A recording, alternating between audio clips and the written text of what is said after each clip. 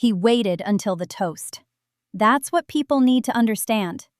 He didn't pull me aside in some hallway. He didn't mutter it under his breath where only I could hear. My father stood up at my sister's wedding, champagne glass in hand, 200 guests watching, and he looked right at me in my dress blues and said, "We're just glad one of our daughters did something real with her life. Not everyone can be brave enough to matter, but tonight we celebrate the one who was." Then he laughed. A few people laughed with him. My mother looked at her plate.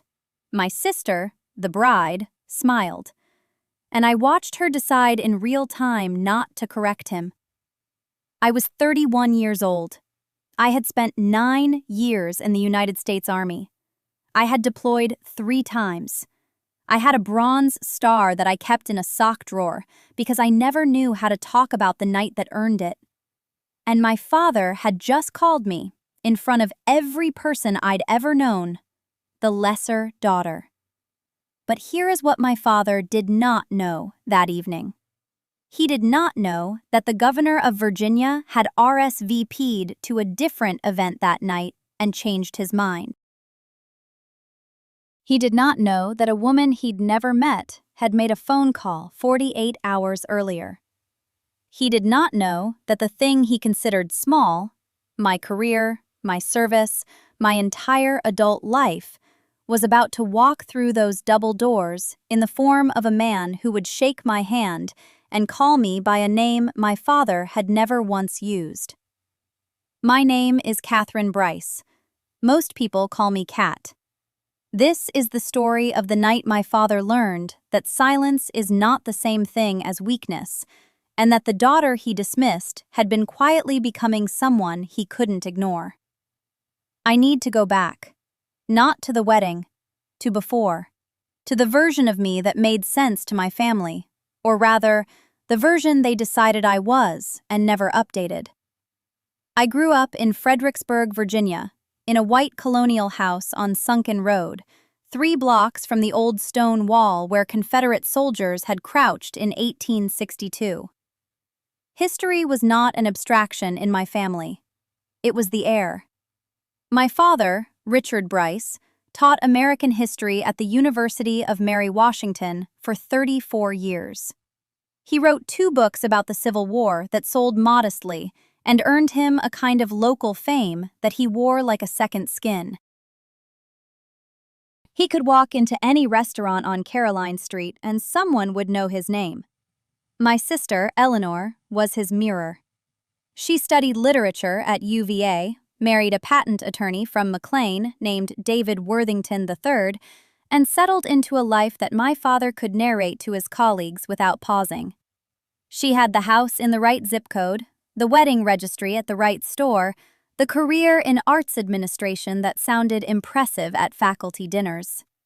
I joined the Army at 18.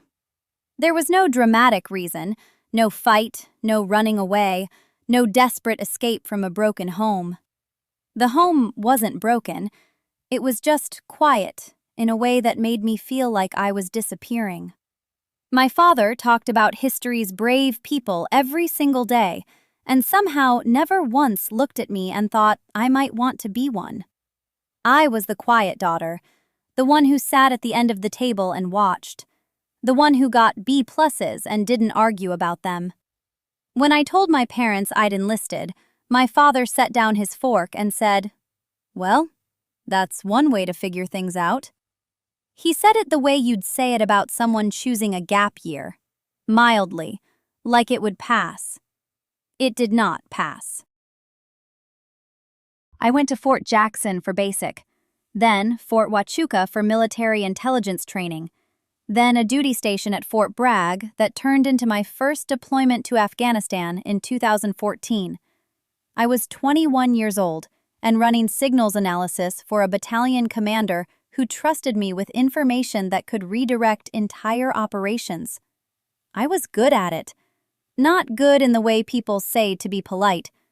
Good in the way that made senior NCOs stop what they were doing and listen when I spoke. But I need to talk about my grandfather first, because without him, none of this makes sense.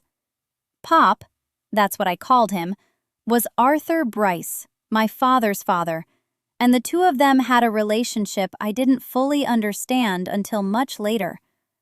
Pop had served in Korea.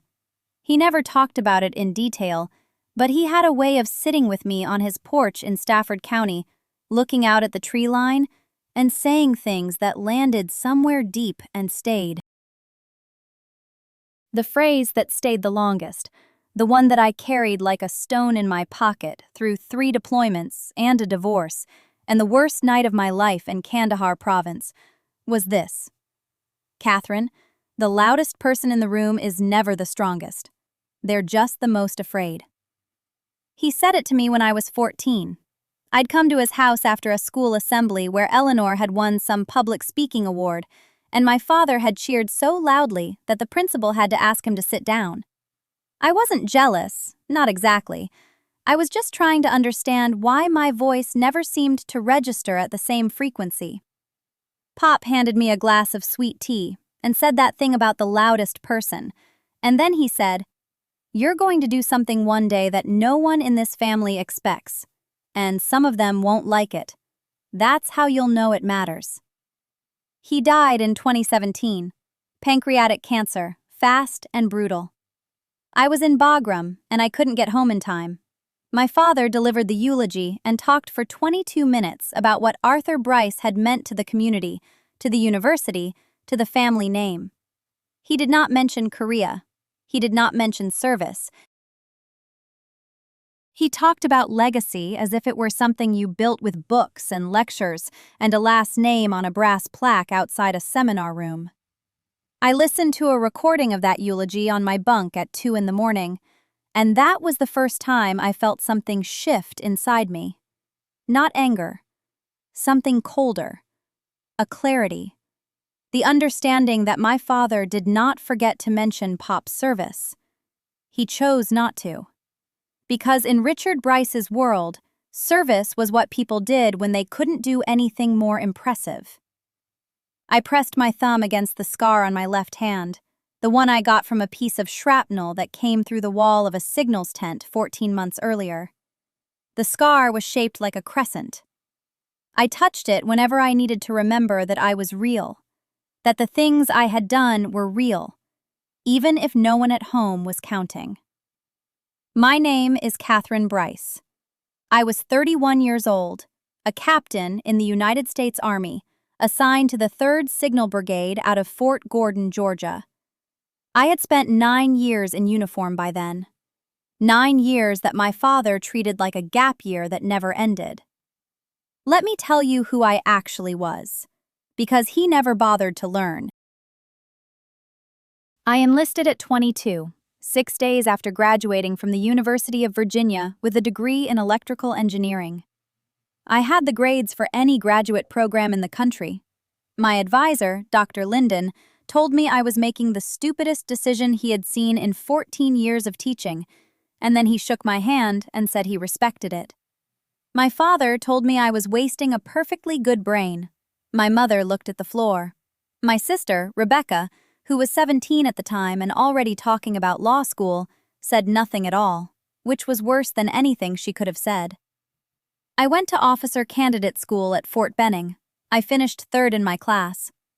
I remember standing in formation on graduation day, the red Georgia clay staining the soles of my dress shoes, the sun so heavy it felt like a hand pressing on the back of my neck. My mother came. She sat in the bleachers and clapped when my name was called. My father had a faculty senate meeting he said he could not reschedule. Rebecca had a mock trial competition.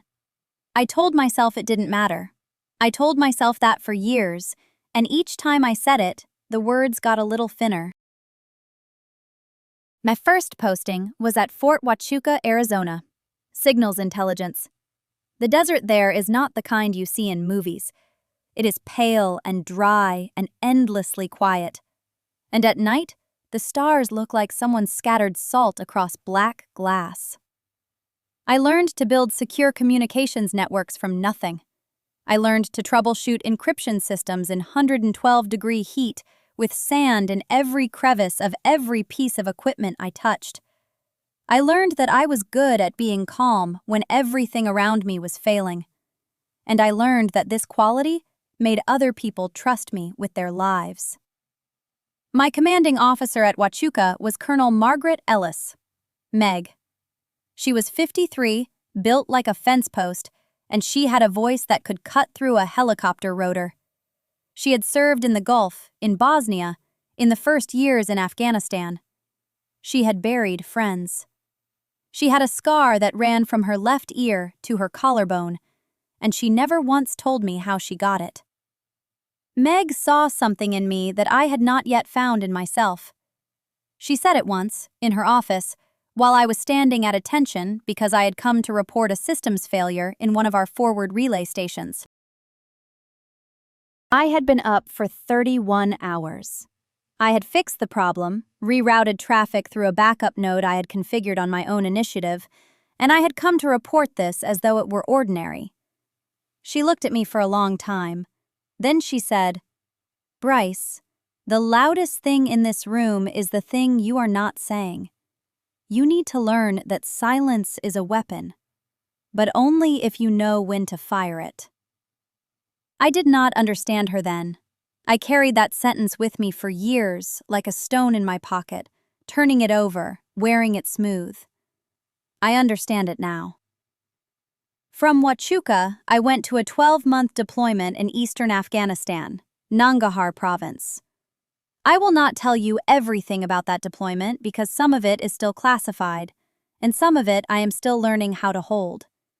What I will tell you is this. I was responsible for maintaining secure communications across 14 forward operating bases in terrain so hostile that a 5-mile drive could take 6 hours. I slept on a cot that smelled like diesel and old canvas. I ate meals that came in brown plastic pouches. And one afternoon in October, a mortar round hit 30 feet from the signals tent I was working in, and a piece of the tent's support strut, sheared off by the blast, went through the wall and across my left hand. I watched my own blood hit the keyboard of a laptop that was still transmitting encrypted traffic. I wrapped my hand in a compression bandage, finished the transmission, and then walked to the aid station.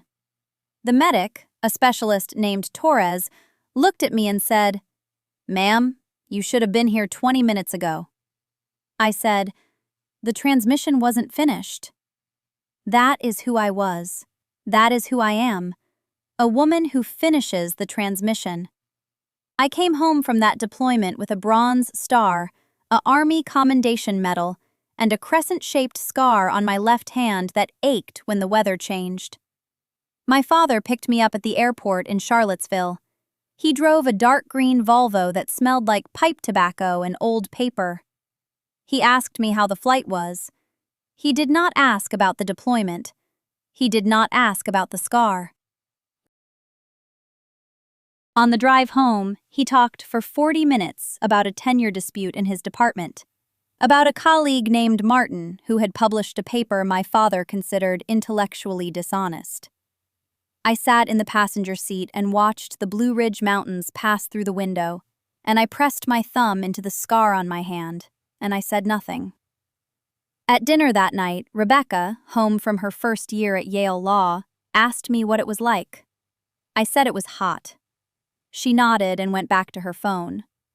My mother touched my shoulder when she passed behind my chair, and her hand lingered there for a moment, and that was the only acknowledgement I received, that I had spent a year in a place where people were actively trying to kill me. I want you to understand something about my father. Richard Bryce was not a cruel man in the way that word usually means. He did not raise his voice. He did not hit. He was, by every visible measure, a thoughtful, articulate, respected man. He simply had a framework for value, and I did not fit inside it. In his framework, worth was measured in publications, in academic appointments, in the slow accumulation of intellectual prestige. Service was something you mentioned politely at Thanksgiving, like a cousin's hobby. My grandfather, Pop, had understood this about his own son, and had accepted it with the quiet grief of a man who knows that love does not always come with comprehension. Pop's phrase, the one Meg Ellis unknowingly echoed years later, was this. He said it to me when I was 14, sitting on his porch in Stanton, watching a thunderstorm roll over the valley. He said, "Katie Bird, the people who talk the loudest are usually the ones who've done the least. You remember that. When the time comes, you won't need to say a word. They'll see." He died believing that. I wanted to believe it too. The first time my father dismissed my service was at a family dinner in 2014, the year I completed officer candidate school at Fort Belvoir. I had driven down to Charlottesville on a Friday evening, still sore from the final field exercise, still carrying the quiet high of having finished first in my platoon. My mother had made pot roast, which she always made when I visited, and my sister Allison had come up from Richmond with her boyfriend David, who was then a second-year resident at VCU Medical Center. The table was set with the good china, which I took as a sign that this might be a celebration of sorts.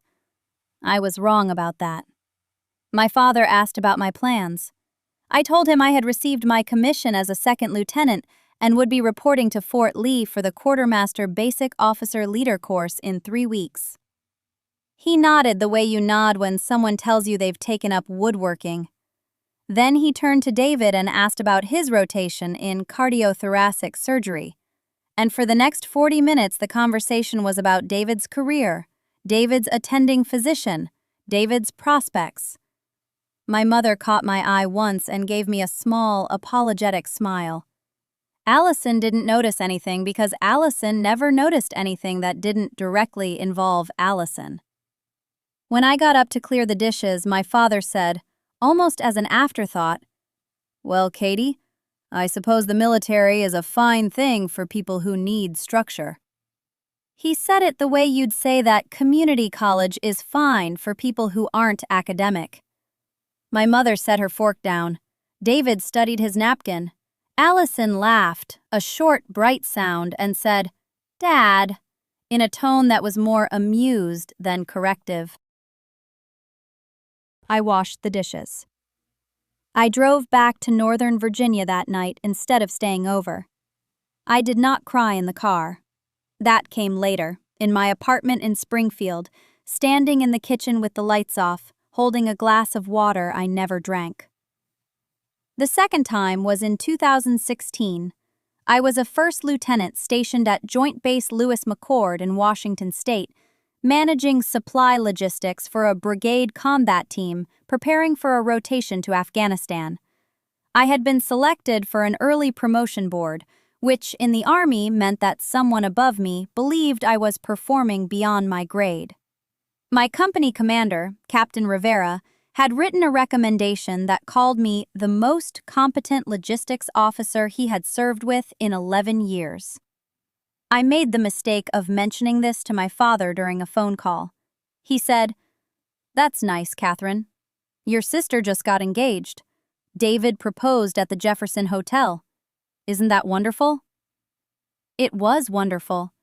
I was happy for Allison. But the way he said it, the seamless pivot, as if my professional milestone and her engagement existed in entirely different categories of importance, one real and one decorative, told me everything I needed to know about where I stood. I congratulated Allison when she called me that evening, and I meant it. She asked if I could get leave for the engagement party. She did not ask about the promotion board. She didn't know there was one. The third time was worse because it was public. Thanksgiving 2017. Allison and David had come to Charlottesville again.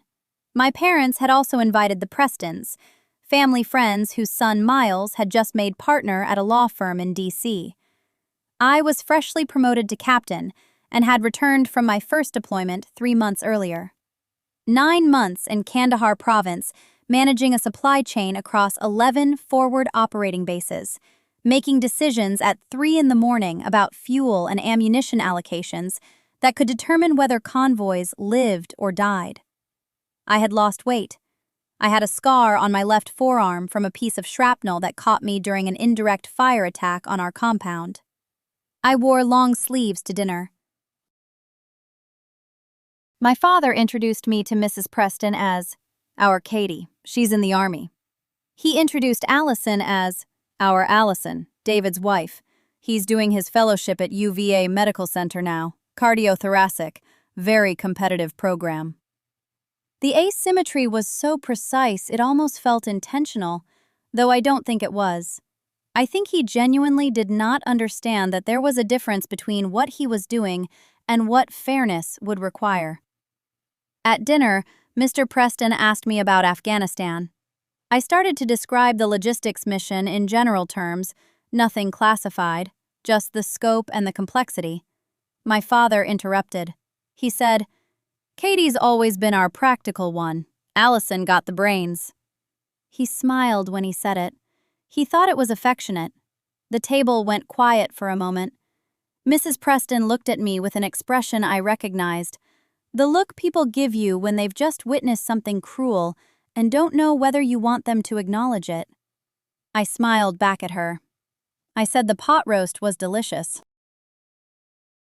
Captain Katie Ellis, who had coordinated the emergency resupply of a platoon under fire in Panjwai district using 3 helicopters and a prayer, complimented her mother's pot roast and changed the subject.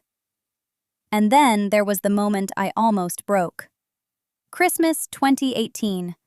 My father had been drinking bourbon, not excessively, but enough to loosen whatever thin filter normally stood between his thoughts and his mouth. The family was sitting in the living room. Allison was showing everyone the plans for her wedding, which was scheduled for the following October. David's parents were contributing significantly to the cost, which my father mentioned twice, both times with a pride that confused me until I realized he was proud of the match itself, of Allison's ability to marry well. He looked at me across the room, sitting in Pop's old chair, and said, "You know, Katie, your grandfather always thought you'd do something special. I think he'd have been surprised by how things turned out." He did not say this with malice. That was the worst part. He said it with a kind of gentle resignation, the way you'd talk about a garden that never quite bloomed. As if my career, my service, my deployments and promotions, and the soldiers who depended on me, as if all of it amounted to a mild disappointment that a reasonable person could accept with grace. I looked at him. I felt something in my chest tighten, the same feeling I'd had in Kandahar when the first mortar round hit, and you have about 2 seconds to decide whether to freeze or move. I opened my mouth. I closed it. I picked up my glass of wine and took a sip and said, "Pop was full of surprises himself." My mother watched me from the doorway. She knew. She always knew. But she had spent 31 years married to a man who confused volume with authority, and she had made her peace with silence in the same way I had made mine with distance. I flew back to Fort Bragg the next morning, a day early. I sat in my truck in the parking lot of my apartment complex for 20 minutes before going inside. The engine was off, the windows fogged. I pressed my forehead against the steering wheel and breathed. I did not cry. I was past that. I did not cry. But something shifted that night in the truck, something I could not name then and can only barely name now. It was like a bone that had been broken and set wrong for years, finally snapped clean. It hurt. God, it hurt. But for the first time, the edges were sharp enough to see. I went inside. I made coffee at 11 at night because sleep was not coming and I knew it. I sat at my kitchen table with my laptop open and a yellow legal pad, and I wrote down every instance I could remember. Not for a lawyer, not for a therapist. For me. I needed to see the pattern laid out in my own handwriting, because when you live inside a pattern long enough, it stops looking like a pattern and starts looking like weather. Just something that happens, just the way things are. The list filled 3 pages front and back. I stared at it for a long time. Then I folded the pages and put them in the back of my closet behind my deployment bag, where I kept the things I did not want to look at every day, but could not throw away. Dog tags from a sergeant who did not come home. A photograph of our team outside a village whose name I will not say. The folded pages joined them. 2 weeks later, my grandfather called. It was a Tuesday, early, before PT. He never called that early. His voice sounded different, thinner, like someone had taken a file to the edges of each word. "Maggie," he said, "I need to tell you something and I need you to listen before you talk." I sat on the edge of my bed in my running shorts and I listened. He told me he had been to the oncologist. He told me the word metastatic. He told me he had maybe 8 months, maybe 10 if the treatment worked, maybe 4 if it did not. He told me he had already told my father, who had responded by asking whether Grandpa had updated his will. He told me he had not yet told my mother or Danielle because he wanted me to hear it first. "Why me first?" I asked. "Because you are the only one in this family who will not make it about yourself," he said. I pressed the phone against my ear so hard the plastic creaked. Outside my window, a formation was running past, boots on asphalt, a cadence I had called 100 times myself. The world kept moving. It always does. That is the cruelest and most merciful thing about it. He said one more thing before he hung up. He said, "Maggie, I have watched you swallow your own voice for 20 years to keep peace in a family that was never at peace to begin with. You were the bravest person in every room, and you let them believe you were the smallest. I am not going to tell you what to do with that, but I am going to tell you that I will not be here much longer to watch it, and that is the one thing about dying that makes me angry." I said, "I love you, Grandpa." He said, "I know. Now go run. You will think better after you run." So I ran. 5 miles, 6, 7. I ran until the Fayetteville humidity turned my uniform dark and my lungs burned, and my mind went quiet enough to hear the one thought that had been waiting underneath all the others. I was done.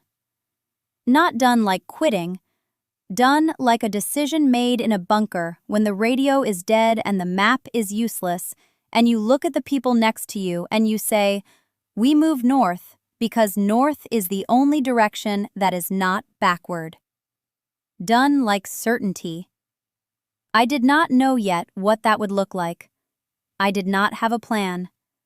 I had a legal pad in my closet and a dying grandfather and 20 years of evidence that love, in my family, was a resource distributed by a man who believed there was never enough of it for everyone, so he kept most of it for whoever reflected him best. But I knew I was finished adjusting myself to fit a space that was never built for me. I showered. I drove to work. I sat in a briefing about logistics for a training rotation to Poland, and I took notes, and I asked the right questions, and no one in that room would have known that something inside me had changed. That is what years of training give you. Not hardness, stillness. The ability to carry a detonation inside your chest and keep your hands steady. That night I called my grandfather back and I said, "When the time comes, I want to be the one handling your affairs. Not Dad. Me." He was quiet for a long moment. Then he said, "I was hoping you would say that." He said, "I have already talked to my lawyer, a man named Richard Calloway on Person Street in downtown Raleigh. He has everything. He knows your name. He has known your name for 3 years. 3 years. My grandfather had been preparing for this longer than I realized, longer than anyone realized. And he had chosen me, not because I was the loudest, or the closest, or the one who called every Sunday with a performance of devotion, but because I was the one who showed up at Walter Reed when he had his knee replaced, and slept in the chair for 4 nights, and drove him to physical therapy 3 times a week for a month, without telling anyone in the family I had taken leave to do it. He chose me because I was quiet. and he had been watching the quiet ones his whole life. I did not call Richard Calloway the next day. I did not call him that week. I sat with what my grandfather told me, the way you sit with a loaded weapon you have been handed unexpectedly. You do not wave it around. You do not show it off. You check the safety, you put it somewhere secure, and you think very carefully about what comes next. What came next was 6 months of the most disciplined patience I have ever exercised. And I have sat in observation posts in 100-degree heat for 14 hours, watching a single doorway. So I know something about patience. The first thing I did was drive to Person Street on a Tuesday morning in early March. Richard Calloway's office was on the second floor of an old brick building across from the courthouse. The kind of building that smells like paper and floor wax, and has radiators that click.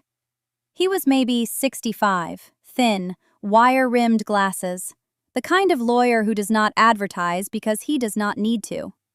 His clients find him by reputation, and his reputation was built over 40 years of estate law in Wake County. He already had a file with my name on it. It was thick. My grandfather had not been casual about this. There were documents going back years. The deed to the Fayetteville house, the land in Johnston County, 47 acres of timber, and a creek that ran year-round. A brokerage account at Edward Jones that I did not know existed, and a letter, handwritten, dated 18 months earlier, that laid out in my grandfather's careful block print exactly why he had structured things the way he had, and exactly what he expected of me. I read that letter sitting in Richard Calloway's office, and I had to set it down twice because my hands were shaking.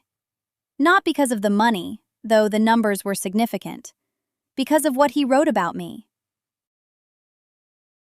He described me in a way no one in my family had ever described me. He called me steady. He called me honorable. He wrote that I reminded him of his own mother, a woman named Edith, who had run a tobacco farm alone during the war and never once complained and never once asked for credit and never once let anyone see her cry, even when the bank tried to take the land in 1946. He wrote, "Claire does not perform her love. She simply loves. That is the rarest thing I have seen in this family, and I will not let it go unrewarded." I sat in that chair and I breathed and I folded the letter and I put it back in the file, and I asked Richard Calloway what I needed to do. He told me. And it was not simple. The estate was structured in a way that would bypass the usual expectations. My father was not cut out entirely. He would receive a fixed sum, enough that no one could claim he had been disinherited out of spite. But the real assets, the house, the land, the brokerage account, and the authority to manage the family trust my grandfather had quietly established for his grandchildren's education, all of that was directed to me, as executor and as primary beneficiary. Calloway explained that my grandfather had anticipated a challenge. He had anticipated exactly who would challenge it and how. So he had built the structure with 3 independent witnesses, a notarized video statement recorded at his kitchen table, and a letter from his physician confirming full cognitive capacity as of the signing date. My grandfather had gone to war against his own family's future objections the way he had gone to war in Korea. Methodically, without emotion, with every supply line secured before the first shot was fired. I drove back to Fort Liberty that afternoon, and I told no one. Not my mother, who would have panicked. Not my sister, who would have told my father within the hour. Not Sergeant Major Delgado, who would have been proud, but who did not need to carry this. I told no one because I understood something fundamental about the situation. The moment anyone in my family knew, the pressure would start. My father would call. Vanessa would text. My mother would cry and ask me to give in, to share, to keep the peace. And I was not ready to fight that war yet. I needed to be ready completely before the first engagement. So I waited. And I prepared. Over the next several months, I did 3 things. I got my own finances in order. I paid off the remaining $1,100 on my truck. I put 3 months of expenses into a savings account at a separate bank. I updated my own will, because I am a soldier, and soldiers do that without sentimentality. Second, I documented everything. Every phone call from my father that I did not answer, I logged. Every text from Vanessa that mentioned money or the house or Grandpa's things, I screenshot and stored. Not because I was building a legal case, because I knew that when the moment came, when my father stood in front of me and said I had manipulated a dying old man, I would need to remember clearly what the truth actually looked like. Memory is unreliable. Records are not. Third, I visited my grandfather every weekend I was not on duty. I drove to Fayetteville on Saturday mornings, and I sat with him on that porch, and we drank coffee, and sometimes we talked, and sometimes we just watched the birds at the feeder he had built from a coffee can and a coat hanger. He was getting thinner. His cough was worse. He never mentioned the will again. He did not need to.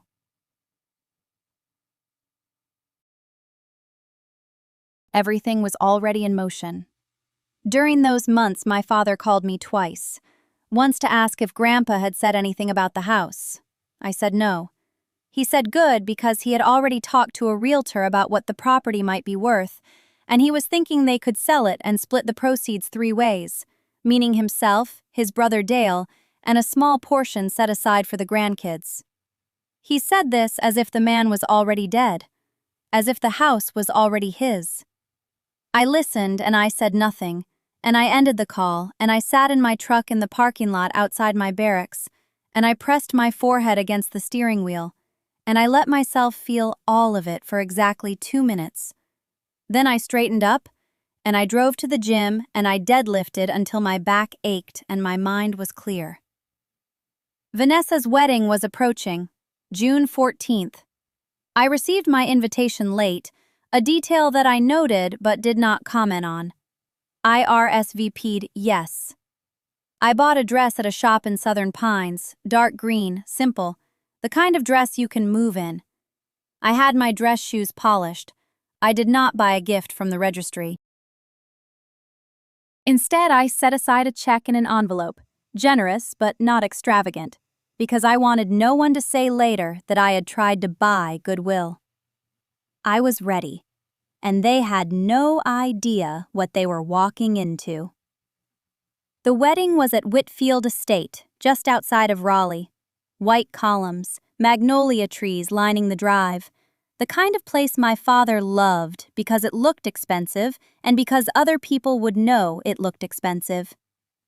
I arrived 40 minutes early because I have never been late for anything in my life, and I was not about to start at my sister's wedding.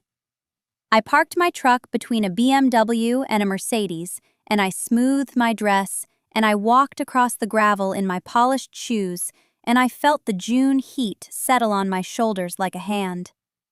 The air smelled like fresh cut grass and gardenias, and the particular chemical sweetness of a rented fog machine someone had set up near the garden arch.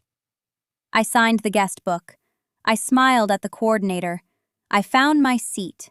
Table 14.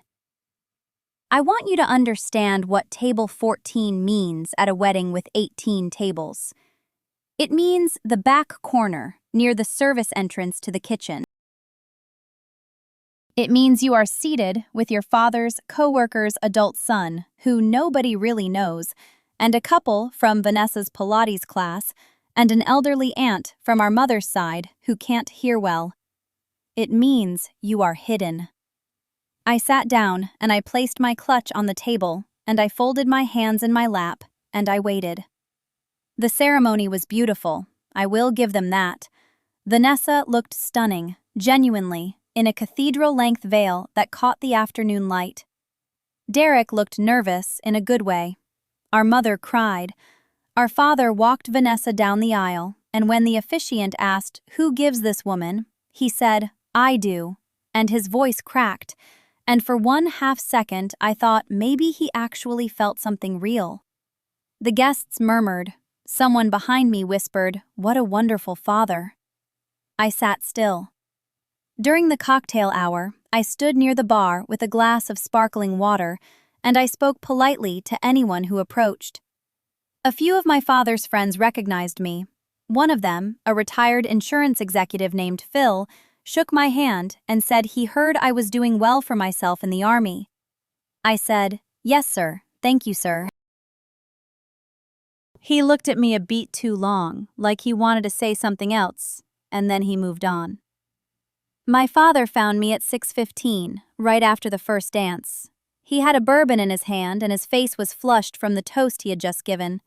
A toast in which he mentioned Vanessa 11 times and me 0 times. He walked over with that walk he has, the one where his shoulders are back and his chin is up, and he looks like he is approaching a podium. He said, "You should have worn something more feminine." I said, "Hello, Dad, congratulations." He said, "I'm serious, Ellie. You look like you're about to inspect the perimeter." He laughed. The people near us laughed. My Uncle Ray laughed. My mother stood 6 feet away holding a champagne flute, and she looked at the floor. Then he said it. He put his hand on my shoulder, and he turned to the small group that had gathered, and he said, "You know, Ellie here is our little soldier." He paused. Our pathetic little soldier playing dress-up in the real world. Always marching around pretending she's important when the rest of us are out here actually living our lives. Someone inhaled sharply. I think it was my Aunt Carol. And I looked at him. I looked at his bourbon and his rented tuxedo and the sweat beating at his temple, and I saw what Grandpa Jim had always seen.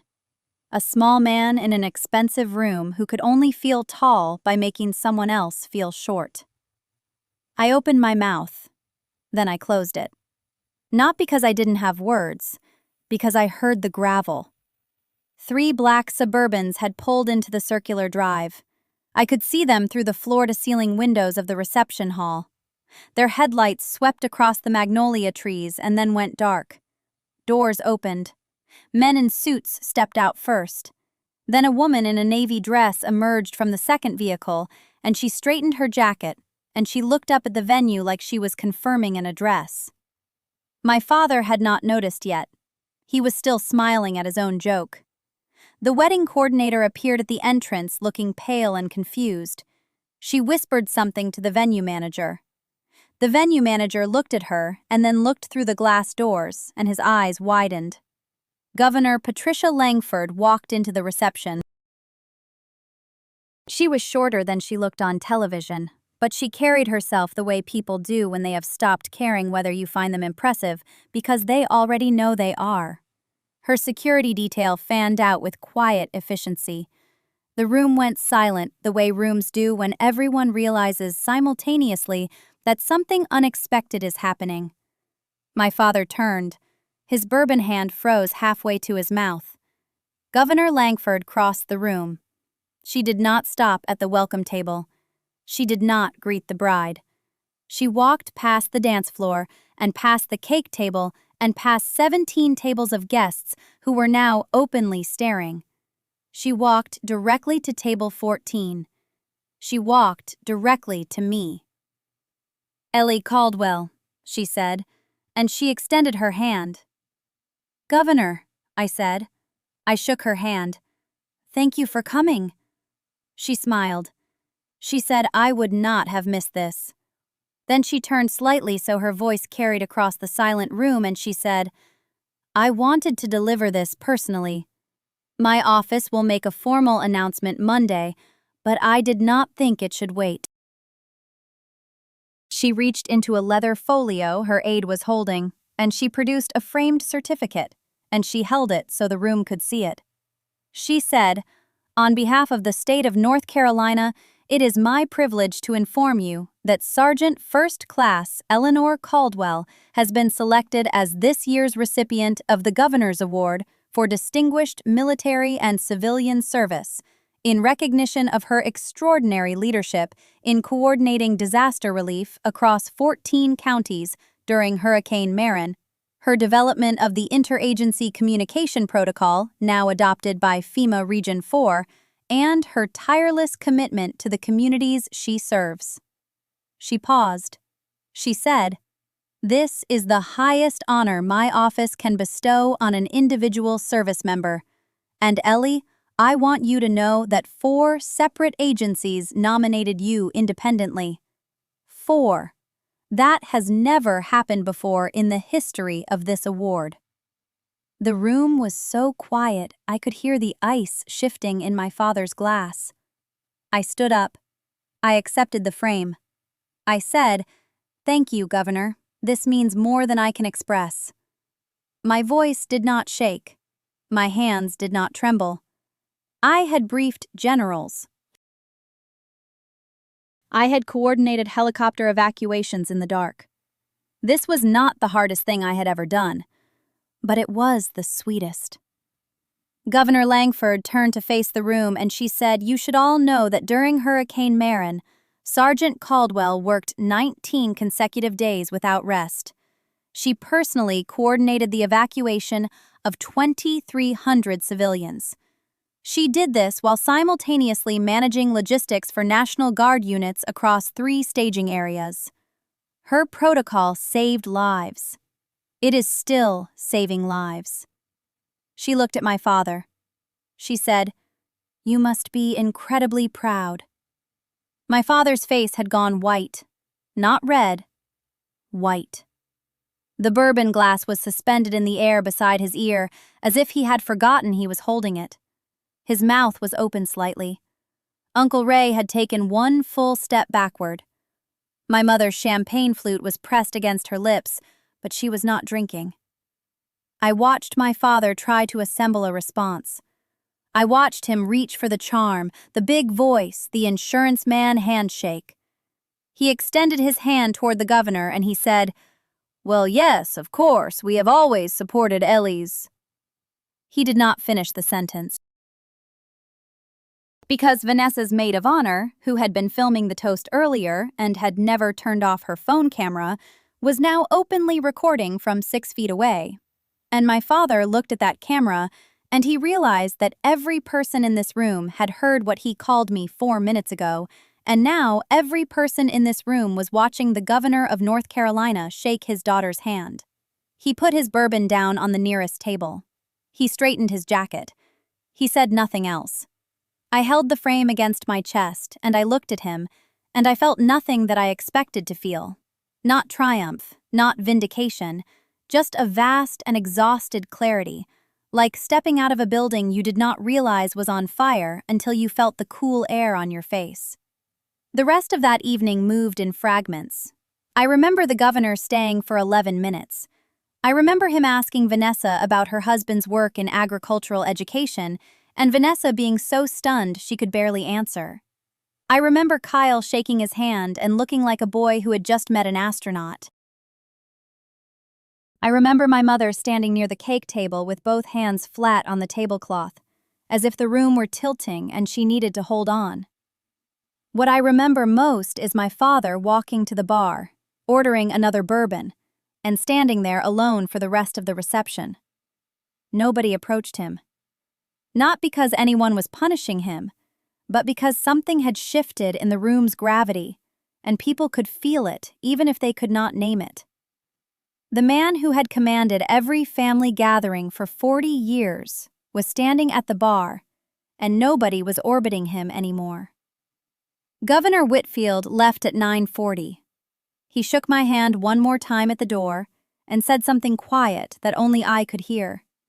He said, "Major, your state is proud of you, and I do not say that lightly." I thanked him. He nodded once and walked into the parking lot with his aide, and that was it. Within 72 hours, the consequences began arriving. The video from Vanessa's maid of honor, a woman named Chelsea who had never liked my father and made no effort to hide it, was posted to her personal Facebook page the next morning.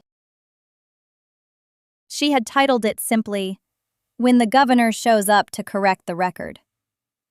The clip was 4 minutes and 19 seconds long. It started with my father's toast. It captured every word. Pathetic little soldier. My little G.I. Jane. The laughter. Then the silence when the governor entered. Then the framed commendation. Then my father putting down his bourbon and saying nothing. By Tuesday, it had 41,000 views. By Thursday, it had been picked up by a Raleigh news blog. By the following Monday, a reporter from WRAL contacted me for comment. I declined. I did not want this. I had never wanted this. But the damage to my father was specific and measurable. He was a senior partner at a commercial real estate firm in Charlotte. The firm handled government lease contracts for 3 counties. On the Wednesday after the video went public, the firm's managing partner called him in for what my mother later described as a conversation about public image and client confidence. My father was not fired, but he was removed from the government contracts portfolio and reassigned to residential acquisitions, which in that firm was considered a demotion so steep it was practically a suggestion to retire. He called me 11 days after the wedding. It was a Tuesday evening. I was in my apartment in Fayetteville eating leftover pasta and watching nothing on television. His name appeared on my phone, and I stared at it for 3 full rings before I picked up. He said, "Elise, we need to talk about what happened." I said, "All right." He said, "That video has caused me a tremendous amount of professional harm, and I think you owe it to me to ask your friend to take it down." I let the silence sit for 5 seconds. Then I said, "She is not my friend, Dad. She is Vanessa's maid of honor. I do not know her, and I did not ask her to record anything." He said, "But you could ask her. You could reach out." I said, "I could, but I will not." He was quiet for a long time. Then he said, "So this is what you wanted? To humiliate me?" And I felt something crack open in my chest. Not anger, but something older than anger. Something that had been sealed shut since I was 19 years old, and he told me that joining the army was a phase I would regret. I said, "Dad, I have never in my life tried to humiliate you. I spent 15 years hoping you would say one kind thing about my service. I did not invite the governor. I did not make that video. I did not write the things you said about me in front of 200 people. You did all of that yourself." He hung up. My mother called me the next morning. She was careful. She was diplomatic. She said, "Your father is struggling, and I think it would mean a lot if you reached out." I said, "Mom, I love you, and I understand this is hard for you, but I am not going to apologize for someone else recognizing what my own family refused to see." She cried. Not loudly, just a slow, tired sound that I recognized because I had made it myself, alone, in the parking lot of the VA clinic 2 years earlier. Vanessa called me that Friday. This was the conversation I had not expected. She said, "Elise, I need to tell you something and I need you to just listen." She said, "I have spent my entire life being the easy one, the one who stayed close, who married the right guy, who gave Mom and Dad the grandchildren, and I told myself that was enough. But watching that video back, I realized something that I am ashamed of. I heard Dad say those things about you, and in the moment, I laughed. I laughed because everyone else was laughing, and because it was easier than saying, 'Stop.' And I am sorry. I am so sorry. You deserved better from me, and you have deserved better from me for a very long time." I did not say anything for a while. I pressed my phone against my ear, and I listened to my sister breathe 300 miles away, and I thought about the fact that in 33 years she had never once said the words, "You deserved better," to me. I said, "Thank you, Vanessa. That means more than you know." She said, I want to come visit you. I want to see your apartment. I want you to show me the base. I want to understand your life. I said, I would like that.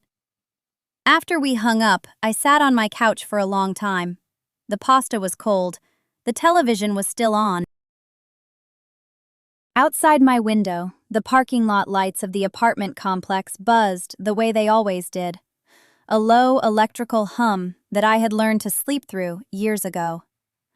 I thought about my father standing alone at that bar. I thought about my mother crying quietly into the phone. I thought about Vanessa laughing at that toast and then, days later, refusing to let herself off the hook for it. I thought about Grandpa Earl. He died on a Tuesday in November when I was 24 years old. I was stationed at Fort Bragg, and I drove 11 hours through the night to reach the hospital in Albany before he was gone. I made it with 40 minutes to spare. The room smelled like disinfectant and old wool, and something sweet that I later realized was the butterscotch candies the night nurse kept in her pocket. He was thin by then. His hands on the blanket looked like they belonged to someone else. Someone who had never split firewood, or rebuilt a carburetor, or held a little girl's fingers while she learned to cast a line into the Hudson River on a Sunday morning in October. He saw me in the doorway, and he smiled. Not a big smile, just a shift around his eyes. He said, "There she is, my steady one." I sat beside him and held his hand, and I did not cry. Not because I was strong, but because I understood even then that he did not need my grief. He needed my presence. He needed to know that the thing he had built in me was solid, and that it would hold after he was gone. He said something to me that night that I carried for years without fully understanding it. He said, "Elena, the people who love you loudly are easy to find. The people who love you quietly are easy to lose. Make sure you know the difference." I thought he was talking about himself, about how he had always been the quiet one in the family, while my father filled every room with noise and opinion and performance. I thought he meant that I should remember him, that I should not let his kind of love get drowned out by my father's kind of attention. And for a long time that was enough. That interpretation carried me through deployments and promotions and lonely holidays, and all the years when I showed up and was not seen. But sitting on my couch that night, after Vanessa's call, with cold pasta on the coffee table and the parking lot lights buzzing outside, I understood that Grandpa Earl was not just talking about other people loving me. He was talking about me loving myself. I had loved myself quietly for 33 years. So quietly that I almost lost it. I had buried my own worth so deep beneath duty and patience and the need to prove that I was not what my father said I was, that I nearly forgot it was there at all. I had been so focused on being steady that I forgot that steadiness without self-respect is just endurance. And endurance without purpose is just suffering. Grandpa Earl did not raise me to suffer. He raised me to stand. I had spent decades believing that the right thing to do was to absorb it, to take the jokes and the dismissals and the empty chair where my father's pride should have been, and to fold them neatly into some internal drawer and close it. I told myself that was maturity. I told myself that was grace. But it was not grace. It was fear dressed up as patience.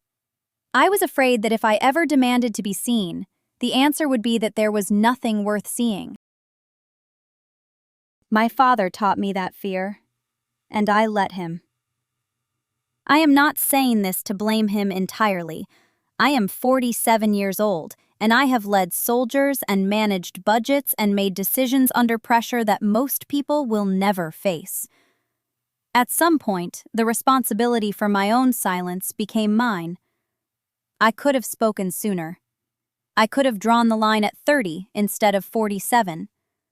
I could have skipped 100 family dinners where I sat at the end of the table and smiled while my father talked about Vanessa's accomplishments as though I had none. I chose not to. I chose patience every single time, and I need to be honest about the cost of that choice. The cost was years. The cost was a version of myself that I will never get back. A younger Elena who might have been lighter, who might have laughed more easily, who might not have flinched every time a superior officer raised his voice even slightly because some part of her was still sitting at a dinner table in Albany, waiting for her father to say something cruel. I do not regret the person I became. I regret how long it took me to become her on my own terms, instead of in opposition to his. There is a difference between building yourself up and building yourself away from someone. For most of my life, I did the second one.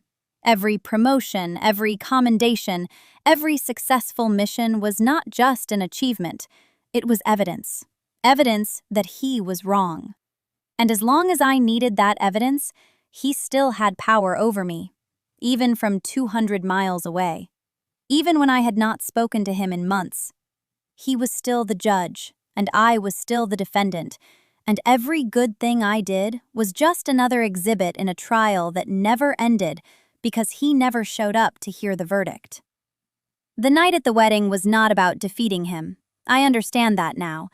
It was about ending the trial.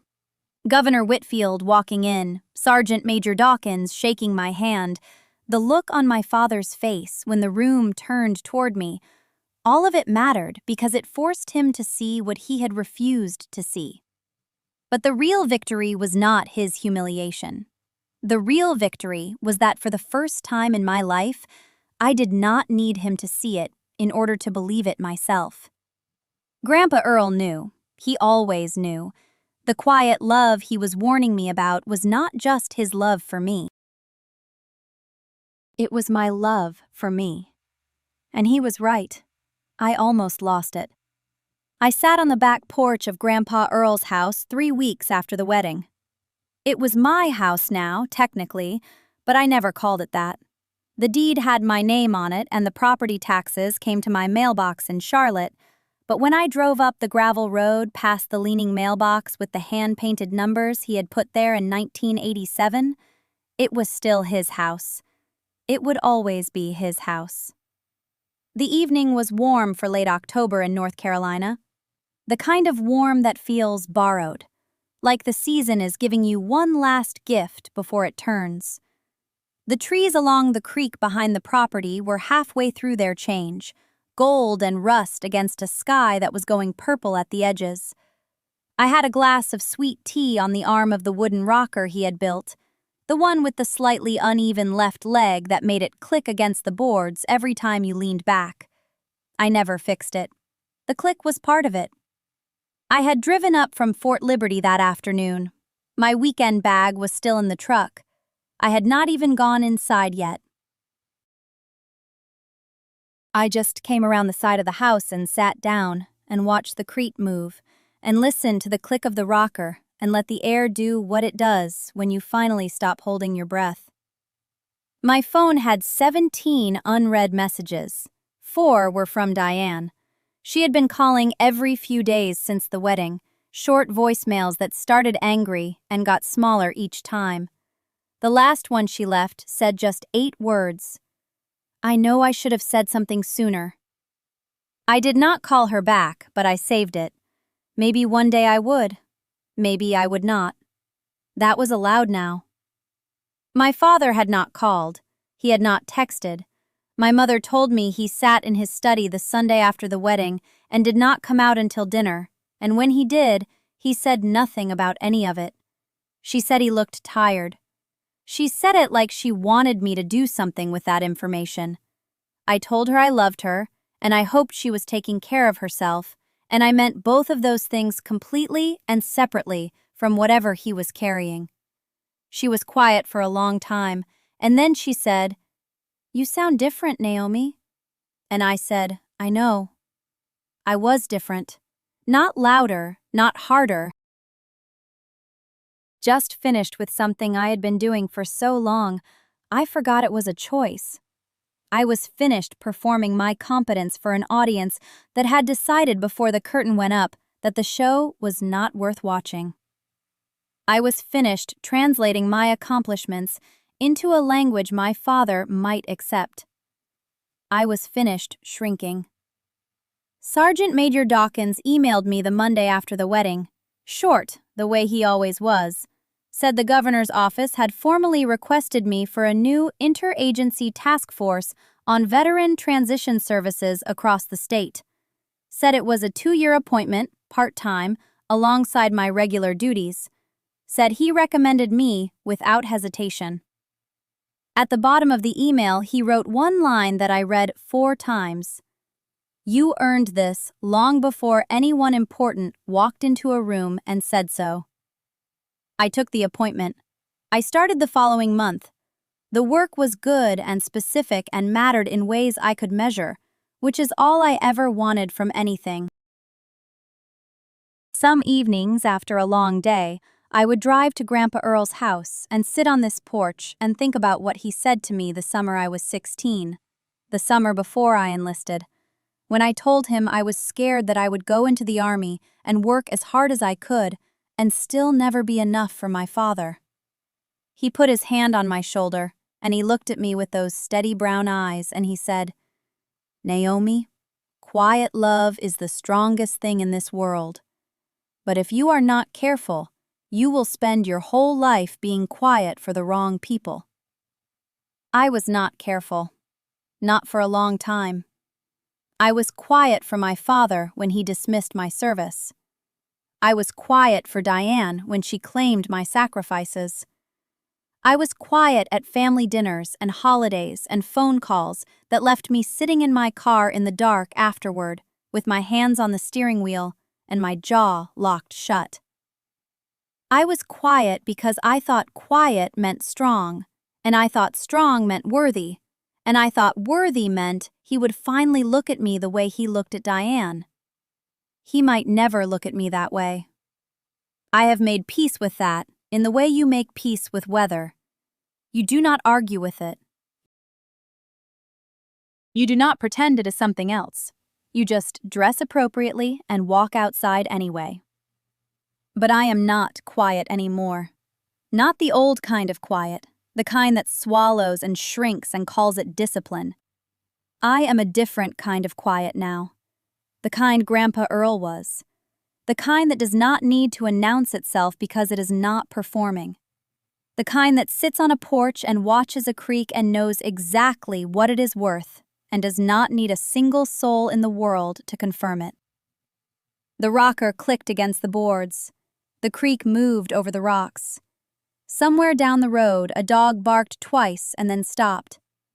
The sky went from purple to dark blue, and the first stars came through, the way they always do out here, away from the city lights, sudden and specific, like someone was placing them one at a time. I finished my tea. I went inside. I turned on the kitchen light and the bulb buzzed the way it always had, and the counter was clean, and the house smelled like old wood and lemon oil and thyme. I set my glass in the sink, and I stood there for a moment, with my hands on the edge of the counter, and I breathed. If you are watching this, and you know what it feels like to love someone who refuses to see you, I want you to hear me. You are not invisible. You are not small. You are not the version of you that lives in their mind. You are the version that gets up every morning and does the work and carries the weight and never stops, even when no one is clocking it. That version is real. That version is enough. And one day you will stop standing in front of a locked door, and you will turn around and see that the whole world behind you has been wide open this entire time. You just have to turn around.